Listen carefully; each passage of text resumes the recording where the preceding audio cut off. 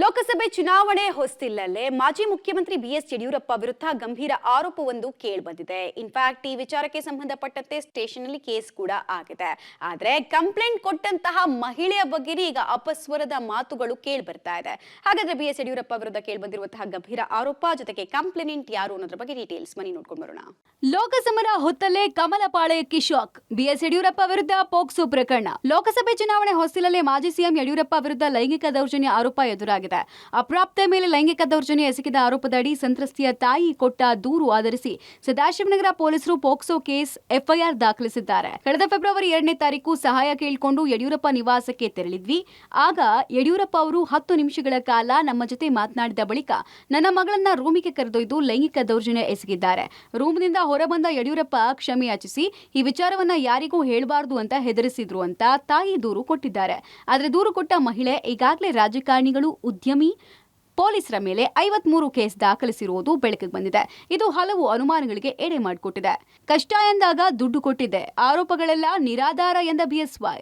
ಇನ್ನು ಪ್ರಕರಣ ಸಂಬಂಧ ತನಿಖೆಗೆ ಸಂಪೂರ್ಣ ಸಹಕಾರ ಕೊಡುವುದಾಗಿ ಯಡಿಯೂರಪ್ಪ ಹೇಳಿದ್ದಾರೆ. 1.5 ತಿಂಗಳ ಹಿಂದೆ ತಾಯಿ ಮಗಳು ಬಂದಿದ್ರು. ಕಷ್ಟ ಇದೆ ಅಂದಾಗ ಸ್ವಲ್ಪ ದುಡ್ಡು ಕೊಟ್ಟು ಕಳಿಸಿದೆ. ಕಾನೂನಾತ್ಮಕವಾಗಿ ಎದುರಿಸ್ತೇನೆ. ಆ ಮಹಿಳೆ ಮಾನಸಿಕ ಅಸ್ವಸ್ಥರು ಎನ್ನಲಾಗ್ತಾ ಇದೆ ಅಂತ ಹೇಳಿದ್ದಾರೆ. ಈಗ 1.5 ತಿಂಗಳಿಂದ ಇರ್ಬೋದು.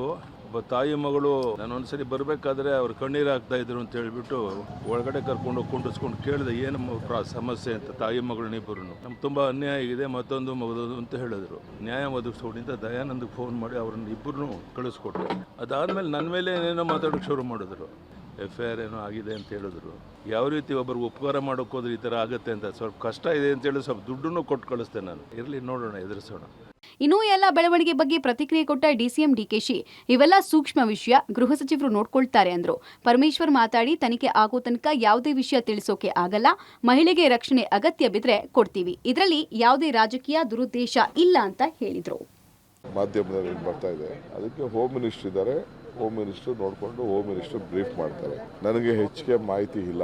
ವಿಚಾರ ಗೊತ್ತಾಯ್ತು ಅಷ್ಟೇ. ನಮಗೆ ಬಹಳ ಸೂಕ್ಷ್ಮವಾದಂಥ ವಿಚಾರ. ಒಬ್ಬ ಮಾಜಿ ಮುಖ್ಯಮಂತ್ರಿಗಳ ಅವರಿಗೆ ಸಂಬಂಧಪಟ್ಟಂಥ ವಿಚಾರ. ಒಬ್ಬ ಮಹಿಳೆಗೆ ಕಂಪ್ಲೇಂಟ್ ಕೊಡುವಾಗ ಅವರ ಹಿಂದೆ ಮುಂದೆ ಯಾರಾದರೂ ಅವರಿಗೆ ತೊಂದರೆ ಮಾಡ್ತಾರೆ ಅನ್ನೋದಾದರೆ ಅವರಿಗೆ ರಕ್ಷಣೆಯನ್ನು ಖಂಡಿತವಾಗಿ ಕೊಡ್ತಾರೆ.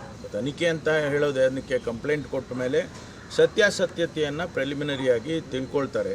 ಕೆಲವರು ಹೇಳ್ತಾರೆ ಅವರು ಮಾನಸಿಕ ಅಸ್ವಸ್ಥತೆ ಇದೆ ಆ ಮಹಿಳೆಗೆ. ಅವರು ಕಂಪ್ಲೇಂಟನ್ನು ಟೈಪ್ಡ್ ಕಾಪಿ ಕೊಟ್ಟಿದ್ದಾರೆ, ಕೈನ್ ಬರೆದಿರೋದಲ್ಲ. ಸದ್ಯ ಪ್ರಕರಣ ಸಿಐಡಿ ಅಂಗಳದಲ್ಲಿದ್ದು ಕಂಪ್ಲೇಂಟ್ ಎಷ್ಟರ ಮಟ್ಟಿಗೆ ನೈಜತೆಯಿಂದ ಕೂಡಿದೆ ಅನ್ನೋದರ ಆಧಾರದ ಮೇಲೆ ಮುಂದಿನ ತನಿಖೆ ಮುಂದುವರಿಯಲಿದೆ. Crime bureau, public TV, Bengaluru.